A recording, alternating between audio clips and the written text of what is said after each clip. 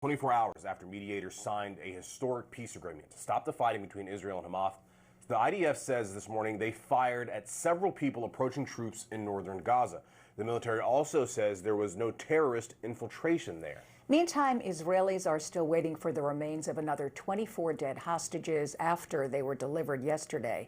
Meantime, joyous celebrations and heightened emotions continue today after all living hostages, 20 of them, returned to their loved ones.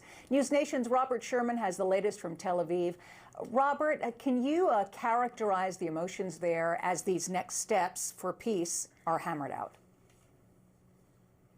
Yeah, I mean, what I can tell you, Corey and Hillary, is that this is the moment that people have been waiting for these last 2 years. The phase one element, which sees the hostages coming out, the 20 living hostages now back in Israeli soil. The reunification process for these families has been so palpably emotional on the ground, and it has had widespread impacts across this whole country. But that said, not everyone is home yet, because part of the parameters of this deal is that Hamas has to release the remains of all the 28 deceased hostages. So far, the IDF has only gotten 4 back. So that begs the question for a lot of people here, how does this deal realistically go from phase 1 to phase 2, where the conversations are more tricky? Governance in Gaza, demilitarization of Hamas.